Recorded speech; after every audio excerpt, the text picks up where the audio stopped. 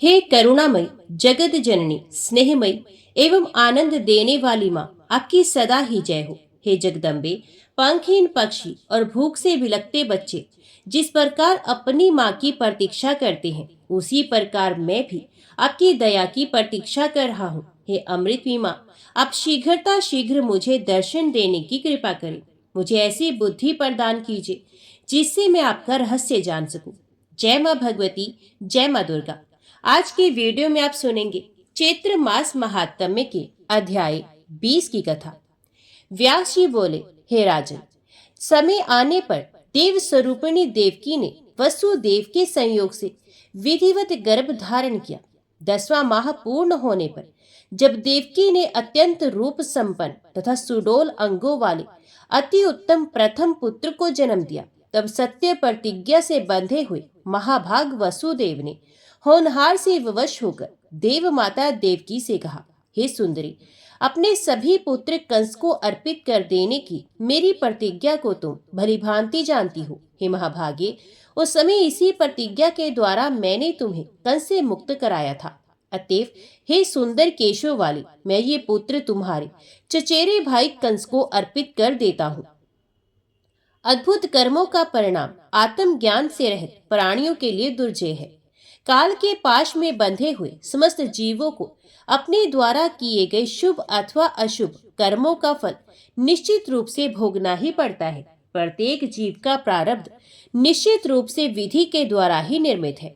देवकी बोली, हे स्वामीन, मनुष्यों को अपने पूर्व जन्म में किए गए कर्मों का फल अवश्य भोगना पड़ता है, किंतु क्या तीर्थाटन, तप एवं दान आदि से वे कर्म फल नष्ट नहीं हो सकता।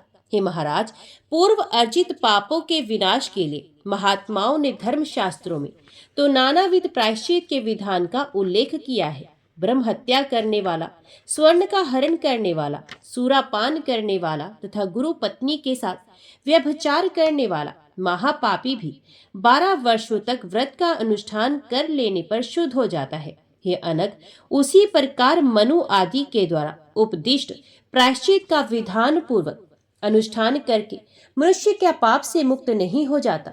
यदि प्रायश्चित विधान के द्वारा पाप से मुक्ति नहीं मिलती है, तो क्या याज्ञवल्क्य आदि धर्म शास्त्र प्रणेता तत्वदर्शी मुनियों के वचन निरर्थक हो जाएंगे?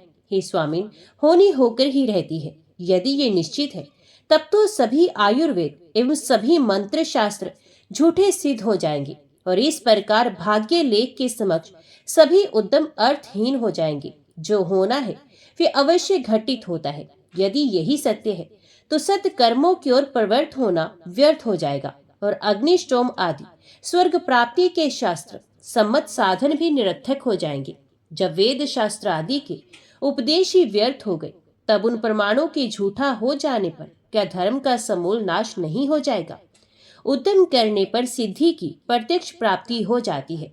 अतएव अपने मन में भली भांति सोच करके कोई ऐसा उपाय कीजिए जिससे मेरा यह बालक पुत्र बच जाए। किसी के कल्याण की इच्छा से यदि झूठ बोल दिया जाए तो इसमें किसी प्रकार का दोष नहीं होता, ऐसा विद्वान लोग कहते हैं।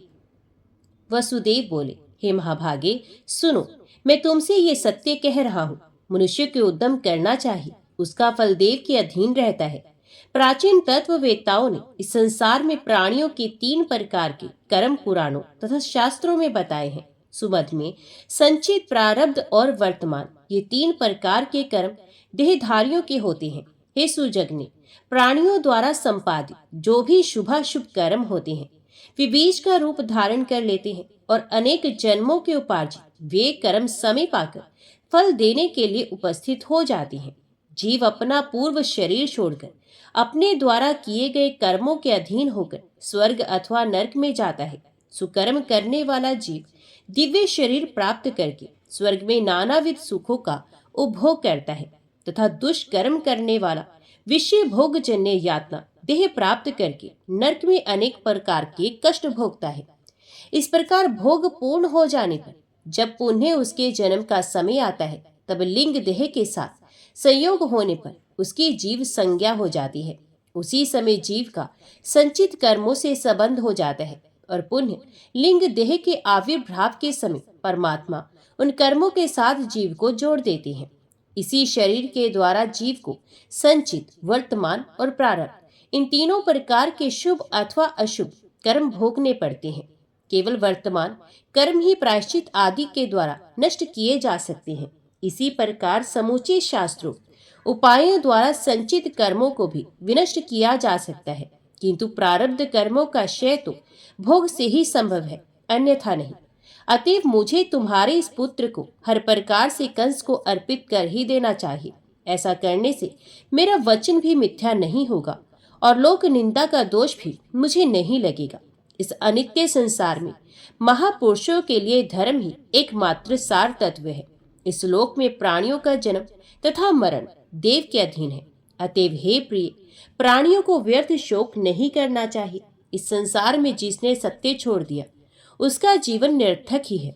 जिसका ये लोक बिगड़ जाए उसके लिए परलोक कहा। अतः हे सुंदर बोहों वाले, ये बालक मुझे दे दो और मैं इसे कंस को सौंप दूं। हे देवी, सत्य पथ का अनुगमन करने से आगे कल्याण होगा। हे प्रिय, सुख अथवा दुख किसी भी परिस्थिति में मनुष्यों को सत्कर्म ही करना चाहिए। अपने प्रिय पति के ऐसा कहने पर शोक संतप्त तथा कांपती हुई देवकी ने वह नवजात शिशु वसुदेव को दे दिया। धर्मात्मा वसुदेव भी अपने पुत्र उस अबोध शिशु को लेकर कंस के महल की ओर चल पड़े। मार्ग में लोग उनकी प्रशंसा कर रहे थे। लोगों ने कहा, हे नागरिकों, इस मनस्वी वसुदेव को देखो। इस अबोध बालक को लेकर ये द्वेष रहित एवं सत्यवादी वसुदेव अपने वचन की रक्षा के लिए आज इसे मृत्यु को समर्पित करने जा रहे हैं। इनका जीवन सफल हो गया। इनके इस अद्भुत धर्म पालन को देखो, जो साक्षात काल स्वरूप कंस को अपना पुत्र देने के लिए जा रहे हैं। हे राजन, इस प्रकार लोगों द्वारा प्रशंसित होते हुए वे वसुदेव कंस के महल में पहुंच गए और उस दिव्य नवजात शिशु को कंस को अर्पित कर दिया। महात्मा वसुदेव के इस धैर्य को देखकर कंस भी विस्मित हो गया।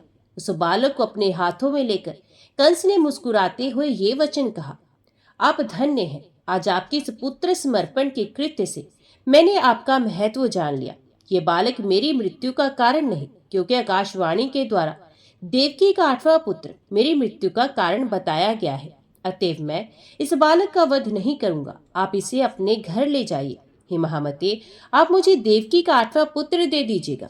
ऐसा कहकर उस दुष्ट कंस ने तुरंत वे शिशु वसुदेव को वापस कर दिया। राजा कंस ने कहा कि ये बालक अपने घर जाए और सकुशल रहे। तत्पश्चात उस बालक को लेकर शूरसेन पुत्र वसुदेव प्रसन्नतापूर्वक अपने घर की ओर चल पड़े। इसके बाद कंस ने भी अपने मंत्रियों से कहा कि मैं शिशु की व्यर्थ ही हत्या क्यों करता, क्योंकि मेरी मृत्यु तो देवकी के 8वें पुत्र से कही गई है। अतः देवकी के प्रथम शिशु का वध करके मैं पाप क्यों करूं। तब वहां विद्यमान श्रेष्ठ मंत्रीगण साधु साधु ऐसा कहकर और कंस से आज्ञा पाकर अपने अपने घर चले गए। उनके चले जाने पर मुनि श्रेष्ठ नारद जी वहां आ गए। उस समय उग्रसेन पुत्र कंस ने श्रद्धा पूर्वक उठकर विधिवत अर्घ्य पादम आदि अर्पण किया और पुनः कुशल क्षेम तथा उनके आगमन का कारण पूछा। तब नारद जी ने मुस्कुराकर कंस से ये वचन कहा, हे कंस, हे महाभाग, मैं सुमेरु पर्वत पर गया था। वहां ब्रह्मा आदि देवगण एकत्रित होकर आपस में मंत्रणा कर रहे थे कि वसुदेव की पत्नी देवकी के गर्भ से सुरश्रेष्ठ भगवान विष्णु आपके संहार के उद्देश्य से अवतार लेंगे। तो फिर नीति का ज्ञान रखते हुए भी आपने उस शिशु का वध क्यों नहीं किया। कंस बोला, आकाशवाणी के द्वारा बताए गए अपने मृत्यु रूप देवकी के 8वें पुत्र का मैं वध कर दूंगा। नारद जी बोले, हे राजन, आप शुभ तथा अशुभ राजनीति को नहीं जानते हैं। आप देवताओं की माया शक्ति भी नहीं जानते। अब मैं क्या बताऊं। अपना कल्याण चाहने वाले वीर को छोटे से छोटे शत्रु की भी उपेक्षा नहीं करनी चाहिए। गणित शास्त्र की सम्मेलन क्रिया के आधार पर तो सभी पुत्र 8वें कहे जा सकते हैं। आप मूर्ख हैं, क्योंकि ऐसा जानते हुए भी आपने शत्रु को छोड़ दिया है। ऐसा कहकर श्रीमान देवदर्शन नारद वहां से शीघ्रतापूर्वक चले गए। नारद के चले जाने पर कंस ने उस बालक को मंगवाकर उसे पत्थर पर पटक दिया और उस मंद बुद्धि कंस को महान सुख प्राप्त हुआ। जनमेजय बोले, हे पितामह, उस बालक ने ऐसा कौन सा पाप कर्म किया था जिसे जन्म लेते ही उसको दुष्ट आत्मा कंस ने मार डाला। महान ज्ञानी, धर्मपरायण तथा ब्रह्मवेता होते हुए भी मुनि श्रेष्ठ नारद ने इस प्रकार का पाप क्यों किया? विधव जनों ने पाप करने तथा कराने वाले इन दोनों को समान पापी बताया है, तो फिर उन देवऋषि नारद ने इस पाप कर्म के लिए दुष्ट कंस को प्रेरित क्यों किया? इस विषय में मुझे ये महान संदेह हो गया है। जिस कर्म फल से ये बालक मारा गया, उसके बारे में मुझे सब कुछ विस्तार पूर्वक बताइए। देवऋषि नारद को कौतुक करना तथा कलह करा देना अत्यंत प्रिय है, अतः देवताओं का कार्य साधने के लिए उन्होंने उपस्थित होकर ये सब किया था। उन मुनि नारद की बुद्धि झूठ बोलने में कभी भी परिवर्तन नहीं हो सकती। सत्यवादी तथा पवित्र हृदय वाले वे सदा देवताओं का कार्य सिद्ध करने में तत्पर रहते हैं। इस प्रकार कंस ने देवकी के 6 पुत्रों को बारी बारी से जन्म लेते ही मार डाला। पूर्व जन्म में प्राप्त शाप के कारण वे 6 बालक जन्म लेते ही मृत्यु को प्राप्त हो गए। हे राजन सुनिए, अब मैं उनके शाप का कारण बताऊंगा। स्वयंभू मनवंतर में मरीचि की भार्या ऊर्णा के गर्भ से 6 अत्यंत बलशाली पुत्र उत्पन्न हुए। ये धर्मशास्त्र में पूर्ण रूप से निष्णात थे। एक बार ब्रह्मा जी को अपनी पुत्री सरस्वती के साथ समागम के लिए उदित देखकर वे हंस पड़े थे। तब ब्रह्मा जी ने उन्हें शाप दे दिया था कि तुम लोगों का पतन हो जाए और तुम सब दैत्य योनि में जन्म लो। हे महाराज, इस प्रकार वे 6 पुत्र कालनेमी के पुत्र रूप में उत्पन्न हुए। हे राजन, अगले जन्म में वे हिरण्यकशिपु के पुत्र हुए। उनका पूर्व ज्ञान अभी बना हुआ था, अतः वे सब पूर्व शाप से भयभीत होकर उस जन्म में समाहित हो शांत भाव से तप करने लगे। इसे ब्रह्मा जी ने अत्यधिक प्रसन्न होकर उन 6 को वरदान दे दिया। ब्रह्मा जी बोले, हे महाभाग पुत्रों, मैंने क्रोध में आकर उस समय तुम लोगों को शाप दे दिया था। मैं तुम सभी पर परम प्रसन्न हूँ, अतएव अपना अभिलषित वर मांगो। उन ब्रह्मा का वचन सुनकर उनके मन में अत्यधिक प्रसन्नता हुई। अपना कार्य सिद्ध करने में तत्पर उन सब ने ब्रह्मा जी से वर मांग लिया। बालक बोले, हे पितामह, यदि आप हम पर प्रसन्न हैं तो हमें मनोवांछित वरदान दीजिए। हम लोगों को सभी देवता, मानव और महानाग ना मार सके। हे पितामह, यहाँ तक के गंधर्व तथा बड़े से बड़े सिद्ध पुरुषों से भी हमारा वध न हो सके। तब ब्रह्मा जी ने उनसे कहा कि ये सब पूर्ण होगा। हे महाभाग्यशाली बालकों, अब तुम लोग जाओ, ये सत्य होकर रहेगा, इसमें संदेह नहीं। जब ब्रह्मा जी वरदान देकर चले गए तब वे सब परम प्रसन्न हुए। वरदान की बात जानकर हिरण्यकशिपु कुपित होकर उनसे बोला, हे पुत्रों, तुम लोगों ने मेरी उपेक्षा करके अपनी तपस्या से ब्रह्मा को प्रसन्न किया है। उनसे प्रार्थना करके वरदान पाकर तुम लोग अत्यधिक बलशाली हो गए हो। तुम सभी ने अपने पिता के स्नेह को अपमानित किया है, अतएव मैं तुम लोगों का परित्याग करता हूँ। अब तुम लोग पाताल लोक चले जाओ। इस पृथ्वी पर तुम लोग षड्गर्भ नाम से विख्यात होगे। पाताल लोक में तुम लोग बहुत वर्षों तक निद्रा के वशीभूत रहोगे। तत्पश्चात तुम लोग क्रम से प्रतिवर्ष देवकी के गर्भ से उत्पन्न होते रहोगे और पूर्व जन्म का तुम्हारा पिता कालनेमी उस समय कंस नाम से उत्पन्न होगा। वे अत्यंत क्रूर कंस तुम लोगों को उत्पन्न होते ही मार डालेगा। इस प्रकार हिरण्यकशिपु से शापित होकर वे क्रम से एक एक करके देवकी के गर्भ में आते गए और कंस पूर्व शाप से प्रेरित होकर उन षड्गर्भ रूप देवकी के पुत्रों का वध करता गया। इसके बाद शेषनाग के अंश अवतार बलभद्र जी देवकी के साथ में गर्भ में आए। तत्पश्चात योग माया ने अपने योग बल से उस गर्भ को च्युत कर दिया और हठात खींचकर उसे रोहिणी के गर्भ में स्थापित कर दिया। इसी बीच लोगों को ये बात मालूम हो गई कि 5वें महीने में ही देवकी का गर्भस्राव हो गया। कंस भी देवकी के गर्भपात का समाचार जान गया। अपने लिए ये सुखप्रद समाचार सुनकर वे दुरात्मा कंस बहुत प्रसन्न हुआ। उधर देवताओं के कार्य को सिद्ध करने तथा पृथ्वी का भार उतारने के लिए जगतपति भगवान विष्णु देवकी के 8वें गर्भ में विराजमान हुए। राजा बोले, हे मुनिश्रेष्ठ, आपने ये बता दिया कि वसुदेव जी महर्षि कश्यप के अंश अवतार थे और उनके यहाँ शेषनाग तथा भगवान विष्णु अपने अपने अंशों से उत्पन्न हुए। हे अनग, देवताओं के अन्य जो अंश अवतार पृथ्वी की प्रार्थना पर उसका भार उतारने के लिए हुए हैं, उन्हें भी बताइए। व्यास जी बोले, हे राजन, देवताओं तथा असुरों के जो अंश लोक में विख्यात हुए हैं, उनके विषय में मैं संक्षिप्त रूप में बता रहा हूँ, आप उन्हें सुने। वसुदेव कश्यप के अंश से तथा देवकी अदिति के अंश से उत्पन्न थी। बलदेव जी शेषनाग के अंश थे। इन सभी के अवतरित हो जाने पर जिन धर्मपुत्र श्रीमान नारायण के विषय में कहा जा चुका है, उन्हीं के अंश से ही साक्षात भगवान श्री कृष्ण ने अवतार लिया। मुनिवर नारायण के श्री कृष्ण रूप में प्रकट हो जाने पर उनके नर नामक जो छोटे भाई हैं, उनके अंश स्वरूप अर्जुन का प्राकट्य हुआ। महाराज युधिष्ठिर धर्म के अंश, भीमसेन पवन देव के अंश तथा माद्री के दोनों महाबली पुत्र नकुल एवं सहदेव दोनों अश्विनी कुमारों के अंश कहे गए हैं। कर्ण सूर्य के अंश से प्रकट हुए और विदुर को धर्म का अंश बताया गया। द्रोणाचार्य बृहस्पति के अंश से तथा उनका पुत्र अश्वत्थामा शिव के अंश से उत्पन्न हुए। विद्वानों का मानना है कि समुद्र के अंश से महाराज शंतनु तथा गंगा के अंश से उनकी भार्या उत्पन्न हुई। पुराण प्रसिद्ध गंधर्व राज के अंश से महाराज देवक उत्पन्न हुए। भीष्म पितामह को वसु का तथा राजा विराट को मरुद गणों का अंश अवतार बताया गया। महाराज धृतराष्ट्र अरिष्टनेमि के पुत्र हंस के अंश से उत्पन्न कहे गए। कृपाचार्य को किसी एक मरुदगण का अंश तथा कृतवर्मा को किसी दूसरे मरुदगण का अंश बताया गया। हे राजन, दुर्योधन को कली का अंश तथा शकुनी को द्वापर का अंश समझिए। प्रसिद्ध सोमनंदन सुवर्चा पृथ्वी पर सोमपरु नाम से विख्यात हुए। धृष्टद्युम्न अग्नि तथा शिखंडी राक्षस के अंश से उत्पन्न हुए। प्रद्युम्न सनंत कुमार के अंश कहे गए। द्रुपद वरुण के अंश तथा द्रौपदी साक्षात लक्ष्मी के अंश से उत्पन्न थी। द्रौपदी के पांचों पुत्र विश्वदेव के अंश से उत्पन्न माने गए। कुंती सिद्धि के अंश से, माद्री धृति के अंश से तथा गांधारी मति के अंश से उत्पन्न थी। भगवान श्री कृष्ण की सभी पत्नियां देवताओं की रमणियों के अंश से उत्पन्न कही गई। इंद्र के द्वारा भेजे हुए सब दैत्य धरातल पर आकर दुराचारी नरेश बने थे। शिशुपाल को हिरण्यकश्यपु का अंश कहा गया। जरासंध विपरचित्ती का अंश तथा शल्य प्रहलाद का अंश अवतार था। काल ने भी कंस हुआ तथा हयशिरा को केशी का जन्म प्राप्त हुआ। बलिपुत्र कुकदमी अरिष्टासुर बना जो गोकुल में मारा गया। अनुलाद धृष्टकेतु बना और वाशकल भगदत्त के रूप में उत्पन्न हुआ।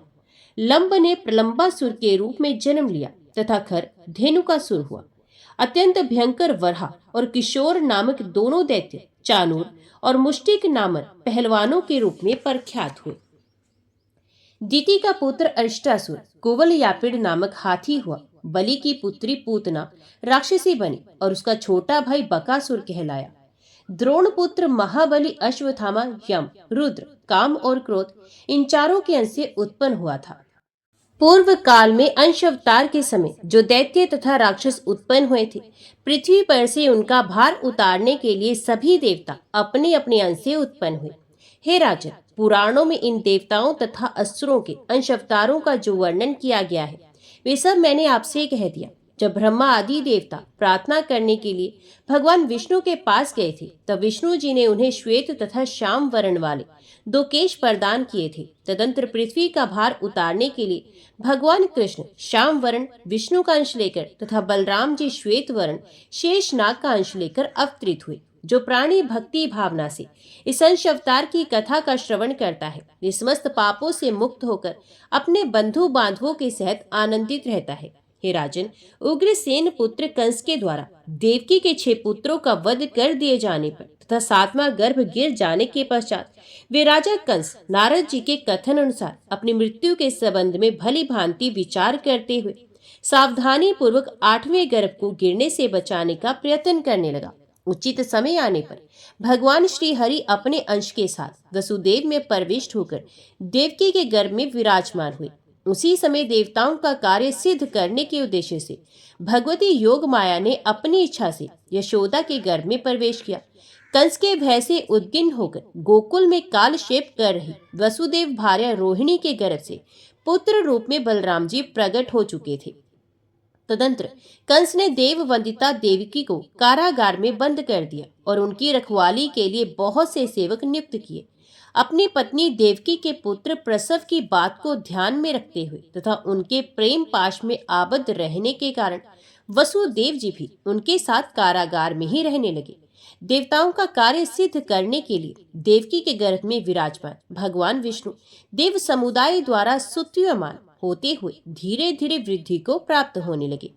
श्रावण मास में 10वां महीना पूर्ण हो जाने पर भाद्रपद मास के कृष्ण पक्ष में रोहिणी नक्षत्र युक्त शुभ अष्टमी तिथि के उपस्थित होने पर भय से व्याकुल कंस ने सभी दानवों से कहा कि आप लोग इस समय गर्भ कक्ष में विद्यमान देवकी की रखवाली करें। देवकी के 8वें गर्भ से उत्पन्न बालक मेरा शत्रु होगा, अतएव आप लोगों को मेरे काल रूप उस बालक की यत्न पूर्वक रखवाली करनी चाहिए। हे दैत्यो, इस समय मैं अत्यंत उद्वेगकारी तथा दुखदायी 8वें गर्भ से उत्पन्न होने वाले इस बालक का वध कर लेने के बाद ही अपने महल में सुखपूर्वक सो सकूंगा। आप सभी लोग अपने हाथों में तलवार, भाला और धनुष धारण करके निद्रा तथा आलस्य से रहित होकर चारों ओर दृष्टि रखिएगा।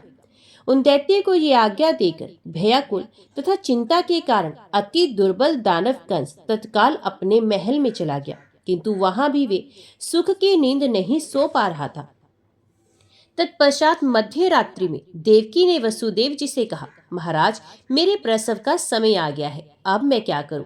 यहाँ पर बहुत से भयंकर रक्षक नियुक्त हैं। यहाँ आने के पूर्व नंद की पत्नी यशोदा से मेरी ये बात निश्चित हुई थी। उन्होंने कहा था, हे माननी, तुम अपने पुत्र को मेरे घर भेज देना, मैं मन लगाकर तुम्हारे पुत्र का पालन पोषण करूंगी। कंस को विश्वास दिलाने के लिए मैं तुम्हें इसके बदले अपनी संतान दे दूंगी। अतः प्रभु, इस विषम परिस्थिति में अब हमें क्या करना चाहिए? आप इन दोनों संतानों की अदला बदली करने में कैसे समर्थ हो सकेंगे? हे कांत, आप अपना मुख फेर कर मुझसे दूर होकर बैठे, क्योंकि दुस्तर लज्जा के कारण मैं संकोच में पड़ रही हूँ। हे स्वामी, इसके अतिरिक्त यहाँ कुछ विशेष कर ही क्या सकती हूँ? देवतुल्य महाभाग वसुदेव से ऐसा कहकर देवकी ने उसी अर्धरात्रि की शुभ वेला में एक परम अद्भुत बालक को जन्म दिया। उस सुंदर बालक को देखकर देवकी को महान आश्चर्य हुआ। पुत्र प्राप्ति के कारण हर्षातिरेक से प्रफुल्लित अंग प्रत्यंगों वाली महाभागा देवकी ने पति से कहा, हे कांत, अपने पुत्र का मुख तो देख लीजिए, क्योंकि हे प्रभु, इसका दर्शन आपके लिए फिर सर्वथा दुर्लभ हो जाएगा। काल रूपी मेरा भाई कंस आज ही इसका वध कर डालेगा, तब ठीक है। ऐसा कहकर वसुदेव जी उस पुत्र को अपने हाथों में लेकर अद्भुत कर्मशाली अपने उस पुत्र का मुख निहारने लगे। तत्पश्चात अपने पुत्र का मुख देखकर वसुदेव जी इस चिंता में आकुल हो गए कि मैं कौन सा उपाय करूं जिससे इस बालक के लिए मुझे विषाद ना हो। वसुदेव जी की इस प्रकार चिंता मगन होने पर उन्हें संबोधित करके आकाश में स्पष्ट शब्दों में आकाशवाणी हुई, हे वसुदेव, तुम इस बालक को लेकर तत्काल गोकुल पहुंचा दो। सभी रक्षक गण मेरे द्वारा निद्रा से अचेत कर दिए गए हैं। 8 फाटकों को खोल दिया गया है तथा जंजीरें तोड़ दी गई हैं। इस बालक को नंद के घर छोड़कर वहां से तुम योग माया को उठा लाओ। ये वाणी सुनकर उस कारागृह में निरुद्ध वसुदेव जी बाहर की ओर गए। हे राजन, इस प्रकार वसुदेव जी फाटकों को खुला हुआ देखकर बड़ी शीघ्रता पूर्वक उस बालक को लेकर द्वारपालों की दृष्टि से बचते हुए तत्काल कारागार से निकल पड़े। यमुना के किनारे पहुंचकर उन्होंने देखा कि इस पार से उस पार अगाध जल अपप्लावित हो रहा है। उनका गोकुल जाना भी सुनिश्चित था। उनके जल में उतरते ही नदियों में श्रेष्ठ यमुना जी में कमर भर पानी हो गया। योग माया के प्रभाव से वसुदेव जी ने सहजता पूर्वक यमुना जी को पार कर लिया और वे उस आधी रात में सुनसान मार्ग पर चलते हुए गोकुल में पहुंचकर नंद के द्वार पर विपुल गो संपदा देखते हुए वहां स्थित हो गए। उसी समय योग माया के अंश से जयमान दिव्य रूपमय त्रिगुणात्मक भगवती ने यशोदा के गर्भ से अवतार लिया था। तदंतर सौरंध्री का रूप धारण करके स्वयं भगवती ने उत्पन्न उस अलौकिक बालिका को अपने कर कमल में ग्रहण करके वहां जाकर वसुदेव जी को दे दिया। वसुदेव जी भी अपने पुत्र को देवी रूपा सौरंध्री के कर कमल में रखकर योग माया स्वरूपा उस बालिका को लेकर प्रसन्नता पूर्वक वहां से तत्काल चल पड़े। कारागार में पहुंचकर उन्होंने देवकी की छैया पर बालिका को लिटा दिया और भय तथा चिंता से युक्त होकर वे पास ही में एक ओर जाकर बैठ गए। इतने में कन्या ने उच्च स्वर में रोना आरंभ किया। तब प्रसव काल को सूचित करने के लिए नियुक्त कंस के सेवक रात में रोने की विध्वनि सुनकर जाग पड़े। आनंद से विवल वे सेवक तत्काल उसी समय जाकर राजा से बोले, हे महामते, देवकी का पुत्र उत्पन्न हो गया, आप शीघ्र चलिए। उनका ये वचन सुनते ही भोजपति कंस तत्काल जा पहुंचा और वहां पर दरवाजा खुला हुआ देखकर कंस ने वसुदेव जी को बुलवाया। कंस बोला, हे वसुदेव, देवकी के पुत्र को यहाँ ले आओ। देवकी का 8वां गर्भ मेरी मृत्यु है, अतः मैं उस विष्णु रूप ने शत्रु का वध कर दूंगा। कंस का वचन सुनकर भय से संत्रस्त नयनों वाले वसुदेव जी ने शीघ्र ही उस कन्या को ले जाकर कंस के हाथों में रोते हुए रख दिया। उस बालिका को देखकर राजा कंस बड़ा विस्मित हुआ। आकाशवाणी तथा नारद जी का वचन दोनों ही मिथ्या सिद्ध हुए और यहाँ संकट की स्थिति में पड़ा हुआ ये वसुदेव भी झूठी बात भला कैसे बना सकता है। मेरे सभी रक्षक भी सावधान थे, इसमें कोई संदेह नहीं। तब ये बालिका कहाँ से आ गई और वह बालक कहाँ चला गया। काल की बड़ी विषम गति होती है, अतएव इसके संबंध में अब किसी प्रकार का संदेह नहीं करना चाहिए।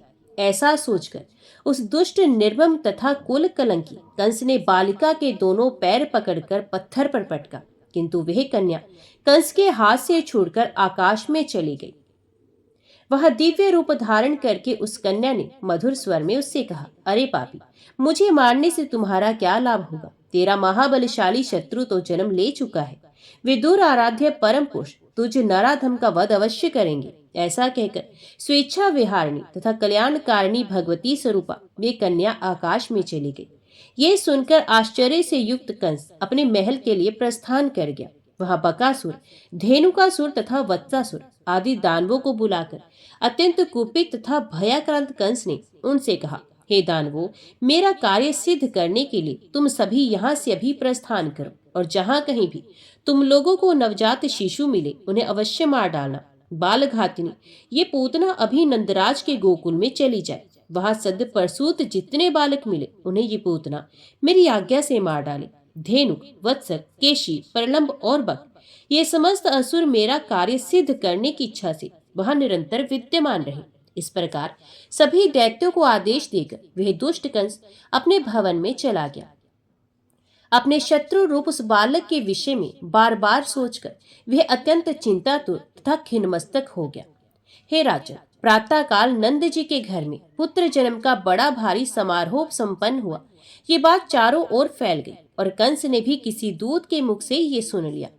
कंस ये पहले से ही जानता था कि वसुदेव की अन्य भार्या, पशु तथा सेवकगण सबके सब गोकुल में नंद के यहाँ रह रहे हैं। हे भारत, इस कारण से गोकुल के प्रति कंस का संदेह और बढ़ गया। नारद जी ने भी सभी कारण पहले ही बता दिए थे।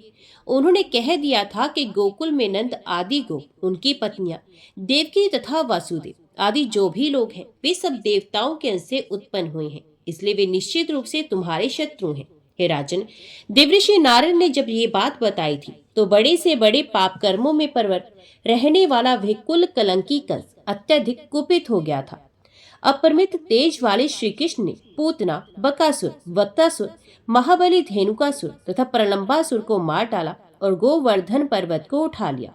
इस अद्भुत कर्म को सुनकर कंस ने यह अनुमान लगा लिया कि मेरा भी मरण अब सुनिश्चित है। महान बलशाली केशी भी मार डाला गया। ये जानकर कंस अत्यधिक खिन्न मस्तक हो गया। तब उसने धनुष यज्ञ के बहाने कृष्ण तथा बलराम दोनों को शीघ्र ही मथुरा में बुलाने की योजना बनाई। निर्दयी तथा पाप बुद्धि कंस ने असीम पराक्रमी श्री कृष्ण तथा बलराम का वध करने के उद्देश्य से उन्हें बुलाने के लिए अक्रूर को भेजा। तदंतर कंस का आदेश मानकर अक्रूर गोकुल गए और दोनों गोपालों श्री कृष्ण तथा बलराम को रथ पर बैठाकर गोकुल से मथुरा लौट आए। वहां पहुंचकर श्री कृष्ण तथा बलराम ने धनुष को तोड़ा। पुण्य रजत, कुवल या पिढ़ाथी, चाणूर और मुष्टि का संहार करके भगवान श्री कृष्ण ने शल तथा तोशल का वध किया। तत्पश्चात देवेश श्री कृष्ण ने कंस के बाल पकड़कर लीला पूर्वक उसको भी मार डाला। तदंतर शत्रु विनाशक श्री कृष्ण ने अपने माता पिता को कारागार से मुक्त कराकर उनका कष्ट दूर किया और उग्रसेन को उनका राज्य वापस दिला दिया। तदंतर महामना वसुदेव ने उन दोनों को मोंजी बंधन तथा उपनयन संस्कार विधि पूर्वक संपन्न करवाया। उपनयन संस्कार हो जाने के पश्चात वे दोनों सांदीपनि ऋषि के आश्रम में विद्या अध्ययन के लिए गए और समस्त विद्याओं का अध्ययन करके पुण्य मथुरा लौट आए। वसुदेव जी के पुत्र कृष्ण और बलराम 12 वर्ष की अवस्था में ही संपूर्ण विद्याओं में निष्णात तथा महान बलशाली होकर मथुरा में ही निवास करने लगे। उधर अपने जमाता कंस के वध से मगधनेश जरासंध अत्यंत दुखित हुआ और उसने विशाल सेना संगठित कर मथुरापुरी पर आक्रमण कर दिया। किंतु मथुरा में निवास करने वाले बुद्धिमान श्री कृष्ण ने सम्रांगण में उपस्थित होकर 17 बार उसे पराजित किया। इसके बाद जरासंध ने यादव समुदाय के लिए भयादायक तथा संपूर्ण मलेशियों के अधिपति काल्यवन नामक योद्धा को श्री कृष्ण का सामना करने के लिए प्रेरित किया। काल्यवन को आता सुनकर मधुसूदन श्री कृष्ण ने सभी प्रसिद्ध यादवों तथा बलराम को बुलाकर कहा, महाबलशाली जरासंध ने हम लोगों को यहाँ बराबर भय बनाया है। उसी की प्रेरणा से काल्यवन यहाँ आ रहा है। हे महाभाग, ऐसी स्थिति में हम लोगों को क्या करना चाहिए? इस समय घर, सेना, धन छोड़कर हमें प्राण बचा लेने चाहिए। जहाँ भी सुखपूर्वक रहने का प्रबंध हो जाए वही पैतृक देश होता है। इसके विपरीत उत्तम कुल के निवास करने योग्य पैतृक भूमि में भी यदि सदा अशांति बनी रहती हो तो ऐसे स्थान पर रहने से क्या लाभ? अतः सुख की कामना करने वाले को पर्वत या समुद्र के पास निवास कर लेना चाहिए। जिस स्थान पर शत्रु का भय नहीं रहता ऐसे स्थान पर ही विज्ञजनों को रहना चाहिए। भगवान विष्णु शेषशैया का आश्रय लेकर समुद्र में शयन करते हैं और इसी प्रकार त्रिपुर दमन भगवान शंकर भी कैलाश पर्वत पर निवास करते हैं। अतएव शत्रुओं द्वारा निरंतर संतप्त किए गए हम लोगों को अब यहाँ नहीं रहना चाहिए।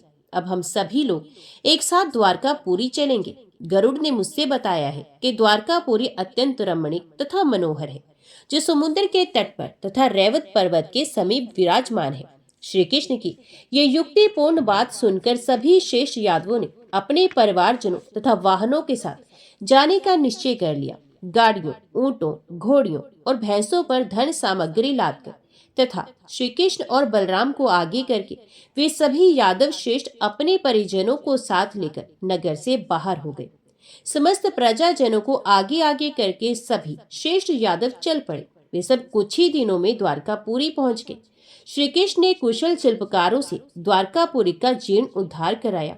सभी यादवों को वहां बसाकर वे श्री कृष्ण और बलराम तत्काल मथुरा लौटकर उस निर्जनपुरी में रहने लगे। उसी समय शक्तिशाली काल्यवन भी वहां आ गया। काल्यवन को आया जानकर वे पीताम्बरधारी तथा ऐश्वर्य संपन्न मधुसूदन भगवान जनार्दन नगर से बाहर निकल पड़े और जोर जोर से हंसते हुए उसके आगे आगे पैदल ही चलने लगे। उन कमल लोचन श्री कृष्ण को अपने आगे जाता देखकर वे दुष्ट काल्यवन उनके पीछे पीछे पैदल ही चलता रहा। तत्पश्चात भगवान श्री कृष्ण काल्यावन सहित वहां पहुंच गए जहां महाबली राजऋषि मुचुकुंद शयन कर रहे थे।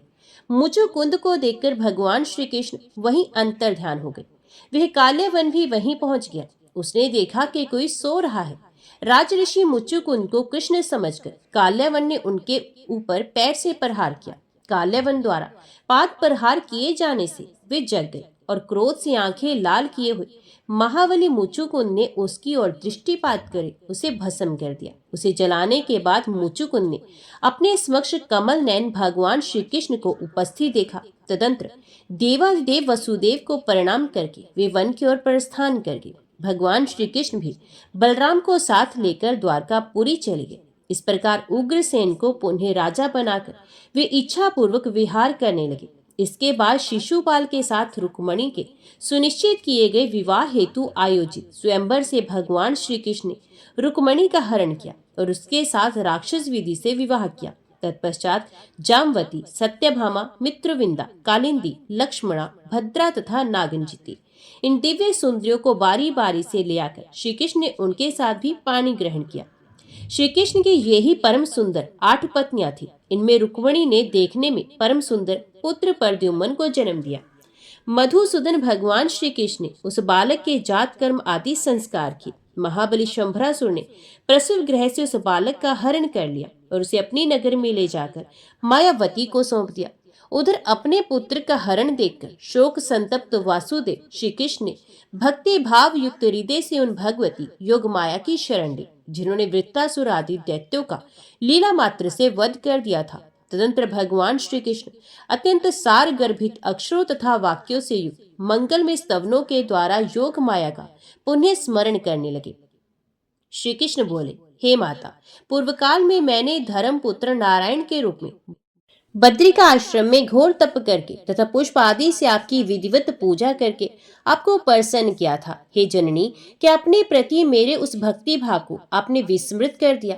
किस कुत्सित हृदय वाले दुराचारी ने प्रसूति गृह से मेरे पुत्र का हरण किया, अथवा किसी ने मेरा अभिमान दूर करने के लिए कौतूहलवश ये परपंच कर दिया? हे अम्बा, चाहे जो हो, किंतु आज अपने भक्त जन की लाज रखना आपका परमोचित कर्तव्य है। चारों ओर दुस्तर खाइयों से अति सुरक्षित मेरी नगरी है। उसमें भी मेरा भवन मध्य भाग में स्थित है और उस भवन के अंतपुर में प्रसूति गृह स्थित है, जिसके दरवाजे बंद रहते हैं। फिर भी मेरे पुत्र का हरण हो गया। ये तो मेरे दोष के ही कारण हुआ। मैं द्वारकापुरी छोड़कर किसी अन्य नगर में नहीं गया और यादवगण भी वहां से कहीं नहीं गए। महान वीरों के द्वारा नगरी की पूर्ण सुरक्षा की गई थी। हे माता, इसमें तो मुझे आपकी ही माया का प्रत्यक्ष प्रभाव दिख रहा है, जिसकी प्रेरणा से किसी मायावी ने मेरे पुत्र का हरण किया। हे माता, जब मैं आपके अत्यंत गुप्त चरित्र को नहीं जान पाया, तो फिर मंद बुद्धि तथा अल्पज्ञ ऐसा कौन प्राणी होगा जो आपके चरित्र को जान सकता है। मेरे पुत्र का हरण करने वाला कहाँ चला गया, जिसे मेरे सैनिक देख तक नहीं पाए। हे अंबिके, ये आपकी ही रची हुई माया का प्रभाव है।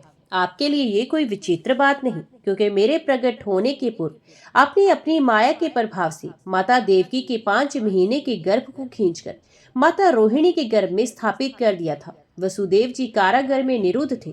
उनसे दूर रहती हुई पति परायणा माता रोहिणी ने संपर्क के बिना ही उसे जन्म दिया, जो हलधर नाम से प्रसिद्ध हुआ। हे अम्बा, आप सत्व, रज तथा तम, इन 3 गुणों के द्वारा जगत का सृजन, पालन तथा संहार निरंतर करती रहती हैं। हे जननी, आपके पाप नाशक चरित्र को कौन जान सकता है। वास्तविकता तो ये है कि ये संपूर्ण जगत प्रपंच आपके ही द्वारा विरचित है। आप पहले प्राणियों के समक्ष पुत्र जन्म से होने वाले असीम आनंद को उपस्थित करके उन्हें पुत्र वियोग जनित दुख का भार उनके ऊपर ला देती हैं। ऐसा प्रतीत होता है कि उन सुललित प्रपंचों की रचना करके आप अपना मनोरंजन करती हैं। यदि ऐसा ना होता तो पुत्र प्राप्ति जनित मेरा आनंद व्यर्थ क्यों होता। हे अमित प्रभाव वाली भगवती, इस बालक की माता कुर्री पक्षी की भांति रो रही है। वे बेचारी सदा मेरे पास ही रहती है, जिसे देखकर मेरा दुख और भी बढ़ जाता है। हे माता, आप ही तो भव व्याधि से पीड़ित प्राणियों की एकमात्र शरण है। हे ललिते, आप उसका दुख क्यों नहीं समझ रहे। हे देवी, विद्वान कहते हैं कि पुत्र जन्म के अवसर पर सुख की कोई सीमा नहीं रहती तथा उसके नष्ट हो जाने पर दुख की भी कोई सीमा नहीं रहती। हे जननी, अब मैं क्या करूं। अपने प्रथम पुत्र के विनष्ट हो जाने पर मेरा हृदय अब विदीर्ण होता जा रहा है। मैं आपको प्रसन्न करने वाला अम्बा यज्ञ करूंगा, नवरात्र व्रत करूंगा और विधि विधान से आपका पूजन करूंगा, क्योंकि आप संपूर्ण दुखों का नाश करने वाली हैं। हे माता, यदि मेरा पुत्र जीवित हो तो आप मुझे शीघ्र उसे दिखा दीजिए, क्योंकि आप समस्त प्रकार के शोकों का शमन करने में समर्थ हैं।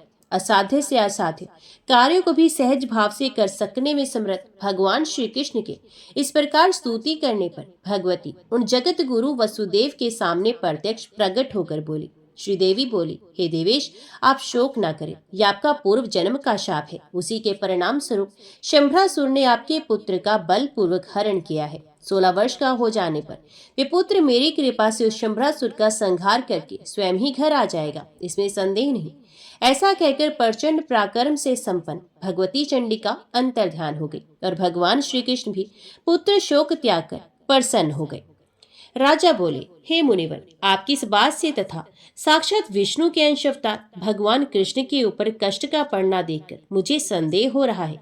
भगवान विष्णु के अंश से उत्पन्न श्री कृष्ण प्रताप से संपन्न थे, फिर भी भगवान के उस पुत्र का प्रसव गृह से हरण कैसे संभव हुआ। वे दैत्य शंभरासुर चारों ओर से भली भांति सुरक्षित रमणीय नगर के अत्यंत गुप्त स्थान में अवस्थित प्रसव गृह में प्रवेश करके उस बालक को कैसे उठा ले गया। ये बड़ी विचित्र तथा अद्भुत बात है कि भगवान श्री कृष्ण भी इसे नहीं जान पाए। हे सत्यवती नंदन, मेरे मन में इस बात को लेकर महान आश्चर्य उत्पन्न हो रहा है। हे ब्राह्मण, वहां द्वारकापुरी में वसुदेव श्री कृष्ण के विद्यमान रहते हुए भी सूतिका गृह से बच्चे के हरण की जानकारी उन्हें नहीं हो सकी। मुझे इसका कारण बताइए। व्यास जी बोले, हे राजन, प्राणियों की बुद्धि को विमोहित कर देने वाली माया बड़ी बलवती होती है। ये शांभवी नाम से प्रसिद्ध है। संसार में कौन सा प्राणी है जो इस माया के प्रभाव से मोहित नहीं हो जाता। मनुष्य जन्म पाते ही प्राणी में समस्त मनोवांछित गुण उत्पन्न हो जाते हैं। ये सभी गुण देह से संबंध रखते हैं।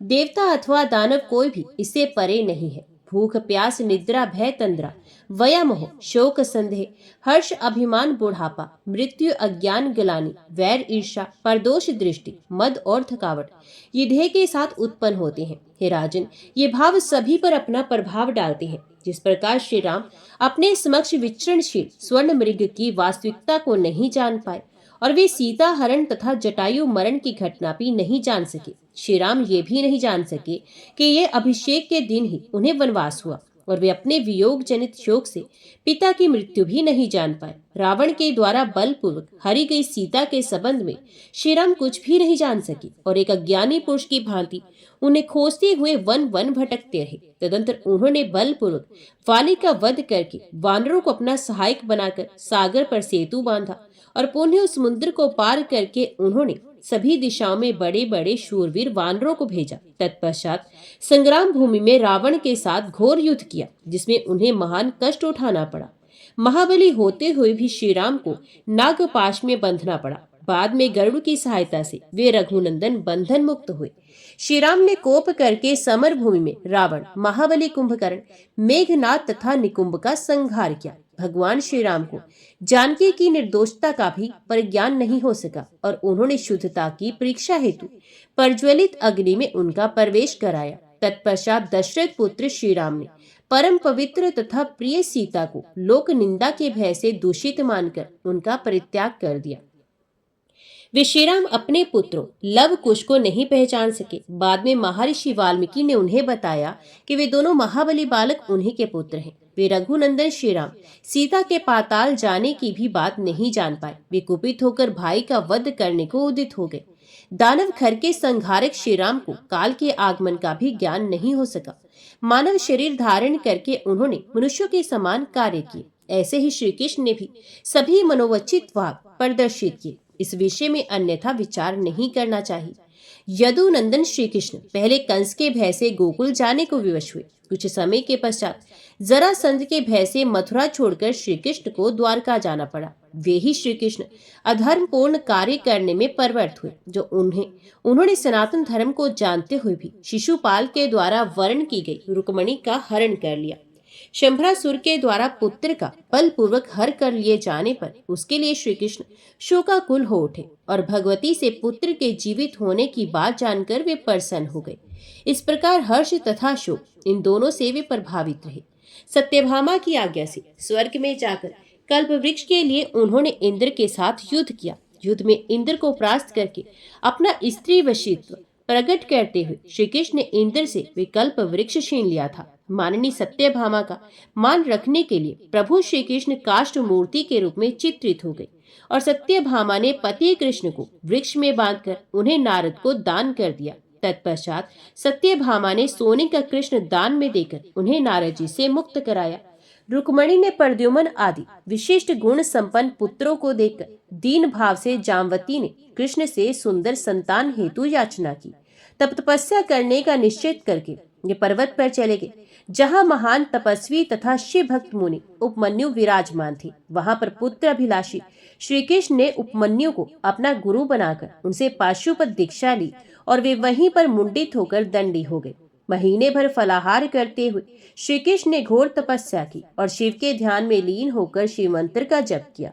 दूसरे महीने में केवल जल पीकर और एक पैर से खड़े होकर श्री कृष्ण ने कठोर तप किया। तीसरे महीने में वे वायु भक्षण करते हुए पैर के अंगूठे के अग्रभाग पर स्थित रहे। तत्पश्चात छठे महीने में भगवान रुद्र उनके भक्ति भाव से प्रसन्न हुए और उन चंद्र कलाधारी भगवान शंकर ने पार्वती सहित उन्हें दर्शन दिया। वे नंदी बैल पर सवार होकर वहां आए थे और इंद्र आदि देवताओं से घिरे हुए थे। उसमें ब्रह्मा और विष्णु भी उनके साथ थे तथा साक्षात यक्ष और गंधर्व उनकी निरंतर सेवा कर रहे थे। उन वासुदेव श्री कृष्ण को संबोधित करते हुए शंकर जी ने कहा, हे कृष्ण, तुम्हारी इस कठोर तप से मैं प्रसन्न हूँ। अतः यादव नंदन, तुम अपने वांछित मनोरथ बताओ, मैं उन्हें दूंगा। सभी मनोरथों को पूर्ण करने वाले पूज्य शिव का दर्शन हो जाने पर कोई भी कामना शेष नहीं रह जाती। उन भगवान शंकर को प्रसन्न देखकर देवकी नंदन श्री कृष्ण प्रेम पूर्वक उनके चरणों में दंड की भांति गिर पड़े। तदंतर देवेश्वर सनातन श्री कृष्ण शंकर जी के सम्मुख खड़े होकर मेघ सदृश गंभीर वाणी में उनकी स्तुति करने लगे। श्री कृष्ण बोले, हे देवदेव, हे जगन्नाथ, हे सभी प्राणियों के कष्ट के विनाशक, हे दैत्य मर्दन, आपको नमस्कार है। हे नीलकंठ, आपको नमस्कार है। अब त्रिशूलधारी को बारंबार नमस्कार है। दक्ष के यज्ञ का विध्वंस करने वाले आप पार्वती वल्लभ को नमस्कार है। सुव्रत, आपके दर्शन से मैं धन्य तथा कृतकृत्य हो गया। आपके चरण कमल का नमन करके मेरा जन्म सफल हो गया। हे जगत गुरु, इस संसार में आकर मैं स्त्री रूपी बंधनों में आबद्ध हो गया हूँ। हे त्रिलोचन, अपनी रक्षा के लिए आज मैं आपकी शरण में आया हूँ। मानव जन्म पाकर मैं बहुत खिन्न हो गया हूँ। शरण में आए हुए तथा सांसारिक दुखों से भयभीत मुझ दीन की इस समय आप रक्षा कीजिए। मैंने गर्भ में रहकर बहुत कष्ट पाया। जन्म काल से ही गोकुल में रहते हुए मुझे कंस से भयभीत रहना पड़ा। तत्पश्चात नंद के यहाँ मुझे गोपालन का कार्य करना पड़ा और गायों के खुर से उड़ी हुई धूल से धूसरित केश पाश वाला होकर घने वृंदावन में इधर उधर विचरण करता हुआ मैं ग्वालों की आज्ञा का पालन करने को विवश हुआ। उसके बाद मलेश राज्य काल्यवन के भय से संत्रस्त होकर मथुरा जैसी दुर्लभ तथा शुभ पैतृक भूमि छोड़कर मुझे द्वारकापुरी चले जाना पड़ा। राजा याति के शापवश भय के कारण अपने कुल धर्म की रक्षा में तत्पर मैंने समृद्धिमय मथुरा तथा द्वारकापुरी का राज्य उग्रसेन को सौंप दिया और सदा उनका दास बनकर उनकी सेवा की। हमारे पूर्वजों ने उन उग्रसेन को ही यादवों का राजा बनाया। गृहस्थी का जीवन अत्यंत कष्टप्रद होता है। इसमें सदा स्त्री के वशीभूत रहना पड़ता है और अनेक धार्मिक मर्यादाओं का उल्लंघन हो जाता है। इसमें परतंत्रता तथा स्त्री पुत्रादि का बंधन सदा बांधे रखता है। इस जीवन में मोक्ष की वार्ता तो दुर्लभ रहती है। रुक्मणी के पुत्रों को देखकर मेरी भार्या जामवती ने पुत्र प्राप्ति के निमित्त तप करने के लिए मुझे प्रेरित किया। पुत्र प्राप्ति की कामना से मुझे ये तपस्या करनी पड़ी। पुत्र प्राप्ति के लिए आपसे याचना करने में मुझे लज्जा का अनुभव हो रहा है। आप मुक्तिदाता तथा भक्तवत्सल देवेश्वर की आराधना के बाद उनके प्रसन्न हो जाने पर कौन मूर्ख ऐसे विनाशशील तथा तुच्छ फल की कामना करेगा। हे जगतपते, हे शंभु, अपनी भार्या जामवती से प्रेरित होकर आपकी माया से विमूर्छित यह मैं आप मुक्तिदाता से पुत्र सुख की याचना कर रहा हूँ। मैं जानता हूँ कि ये संसार कष्टदायक दुखों का आगार अनित्य तथा विनाशशील है, फिर भी इसके प्रति मेरे मन में वैराग्य भाव का उदय नहीं हो पा रहा। नारायण का अंश होते हुए भी पूर्व जन्म के शाप के कारण माया पाश में आबद्ध होकर नानाविध कष्ट भोगने के लिए मुझे पृथ्वी तल पर जन्म लेना पड़ा। भगवान श्री कृष्ण के ऐसा कहने पर महेश्वर ने उनसे कहा, हे शत्रुदमन, आपके बहुत से पुत्र होंगे। आपकी 16,050 भार्याएं भी होंगी। उनमें से प्रत्येक स्त्री से 10-10 महाबलवान पुत्र उत्पन्न होंगे। ऐसा कहकर प्रिय दर्शन शिवजी चुप हो गए। तत्पश्चात प्रणाम करते हुए श्री कृष्ण से देवी पार्वती ने कहा, हे कृष्ण, इस संसार में आप सर्वश्रेष्ठ गृहस्थ होंगे। इसके बाद हे जनार्दन, 100 वर्ष व्यतीत होने पर एक विप्र तथा गांधारी के शाप के कारण आपके कुल का नाश हो जाएगा। शापवश अज्ञान में पड़कर आपके वे पुत्र तथा अन्य सभी यादव आपस में एक दूसरे को मारकर रणभूमि में विनष्ट हो जाएंगे और आप अपने भाई बलराम के साथ यह शरीर छोड़कर दिव्य लोक को प्रयाण करेंगे। आपको होनहार के विषय में किसी प्रकार की चिंता नहीं करनी चाहिए, क्योंकि अवश्यंभावी घटनाओं का कोई भी प्रतिकार संभव नहीं। मेरा सर्वदा यही निश्चित मंतव्य रहा है कि भावी के विषय में शोक नहीं करना चाहिए। हे कृष्ण, आपके प्रयाण कर जाने पर अष्टावक्र के शाप के कारण आपकी भार्याएं चोरों द्वारा हर ली जाएंगी। ऐसा कहकर भगवान शिव समस्त देवताओं तथा पार्वती समेत अंतर्ध्यान हो गए। इसके बाद अपने गुरु उपमन्यु को प्रणाम करके श्री कृष्ण भी द्वारकापुरी के लिए प्रस्थित हुए। हे राजन, यद्यपि ब्रह्मा आदि देवता लोक के अधीश्वर हैं, फिर भी माया रूपिणी नदी की उताल तरंगों के आघात प्रत्याघात से शुद्ध अंतकरण वाले बनकर वे भी उसी प्रकार उस माया के अधीन रहते हैं जैसे कठपुतली बाजीगर के अधीन रहती है। उनके पूर्व जन्म के संचित कर्म जिस प्रकार के होते हैं, उसी के अनुरूप पर ब्रह्म रूपिणी माया उन्हें सदा प्रेरित करती है। उन भगवती के हृदय में किसी प्रकार की विषमता अथवा निर्दयता का लेश मात्र भी नहीं। वे अखिल भुवन की ईश्वरी केवल जीवों को भव बंधन से छुटकारा दिलाने के लिए निरंतर प्रयत्नशील रहती है। यदि वे भगवती इस चराचर जगत की सृष्टि ना करती तो समग्र जीव जगत माया शक्ति के बिना सर्वदा के लिए जड़ ही रह जाता। अतः वे भगवती करुणा करके ये जगत और जीव आदि जो भी हैं उनकी रचना करती हैं और उन्हें कर्मशील बनाने के लिए सतत प्रेरणा देती रहती हैं। अतः ब्रह्म आदि देवताओं के भी इस प्रकार माया विमोहित हो जाने में संदेह नहीं करना चाहिए, क्योंकि समस्त देवता तथा दानव माया से निरंतर आवृत रहते हुए भगवती योग माया के अधीन रहते हैं। स्वेच्छा विचरण एवं विहार करने वाली वे देवेश्वरी ही स्वतंत्र हैं। अतएव हे राजन, उन महेश्वरी की सम्यक प्रकार से पूजा करनी चाहिए। तीनों लोकों में उनसे श्रेष्ठ कुछ भी नहीं। उन पराशक्ति भगवती योग माया के पावन चरणों का सदा स्मरण बना रहे, यही जीवन की सफलता है। मेरा जन्म उस कुल में ना हो जहाँ देवी की उपासना ना होती हो। मैं उन देवी का ही अंश हूँ, दूसरा नहीं। मैं ही ब्रह्म हूँ, तब मैं शोक का भागी नहीं हूँ। इस अभेद बुद्धि से युक्त रहते हुए उन सनातन जगदम्बा का चिंतन करना चाहिए। गुरु के उपदेश से वेदांत श्रवण आदि के द्वारा भगवती के स्वरूप को जानकर नित्य एकाग्र मन से उन आत्म स्वरूपणी योगमाया की भावना करनी चाहिए। ऐसा करने से प्राणी भवबंधन से शीघ्र ही छूट जाता है, अन्यथा करोड़ों कर्मों से भी नहीं छूट सकता। निर्मल अंतकरण वाले सभी श्वेताश्तर आदि ऋषिगण उन्हीं आत्म स्वरूपणी भगवती का अपने हृदय में साक्षात्कार करके भव बंधन से मुक्त हुए हैं। उन्हीं की भांति ब्रह्मा विष्णु आदि देवता तथा गौरी लक्ष्मी आदि देवियां, ये सब उन्हीं सच्चित दानंद स्वरूपिणी भगवती की उपासना करती हैं। हे राजन, हे अनग, नानाविध प्रपंचों के ताप से त्रस्त आपने मुझसे जो कुछ पूछा था मैंने वे सब बता दिया। अब आप और क्या सुनना चाहते हैं? हे महाराज, मैंने आपको ये परम श्रेष्ठ आख्यान सुनाया है जो सर्व पाप विनाशक, पुण्यदायक, पुरातन तथा अत्यंत अद्भुत कथानक है। जो इस वेद तुल्य पुराण का नित्य श्रवण करता है वे सभी पापों से मुक्त होकर देवी लोक में महान आनंद प्राप्त करता है। सूत जी बोले, हे मुनियों, मैंने व्यास जी द्वारा विस्तार पूर्वक कहे गए इस श्रीमद देवी भागवत नामक पंच महापुराण को उनसे सुना था। जय मां भगवती, जय मां दुर्गा।